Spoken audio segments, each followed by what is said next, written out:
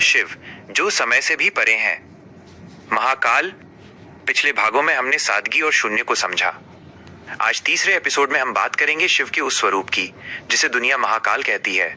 हम सब समय के गुलाम हैं, लेकिन शिव समय के स्वामी हैं। महाकाल। मृत्यु का भय नहीं, जीवन का उत्सव। हम इंसान अक्सर समय से डरते हैं। बूढ़ा होने का डर, कुछ खोने का डर और अंत में मृत्यु का डर। लेकिन शिव हमें सिखाते हैं कि काल, समय अंत नहीं, बल्कि एक चक्र है। जो जन्म लेता है उसे जाना ही है। जब हम इस सच को स्वीकार कर लेते हैं तो हमारे भीतर से डर खत्म हो जाता है और हम हर पल को उत्सव की तरह जीना शुरू कर देते हैं। शक्ति के बिना शिव और शिव के बिना शक्ति। महादेव का अर्धनारीश्वर रूप हमें संतुलन का सबसे बड़ा पाठ पढ़ाता है। बिना शक्ति, ऊर्जा, कर्म के शिव केवल एक विचार हैं, और बिना शिव, ज्ञान, स्थिरता के शक्ति विनाशकारी है। यह सिखाता है कि जीवन में प्रेम, परिवार और जिम्मेदारी को साथ लेकर चलना ही असली योग है।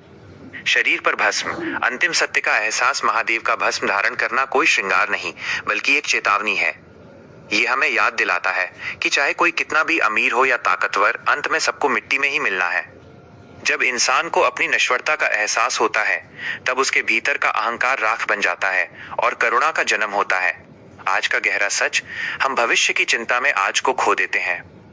महादेव सिखाते हैं कि जो अतीत के पछतावे और भविष्य की चिंता से मुक्त होकर वर्तमान में स्थित है, वही असली शिव भक्त है। शिव मंदिरों में नहीं, आपके उस साहस में है जो हारने के बाद भी आपको दोबारा खड़ा होने की ताकत देता है।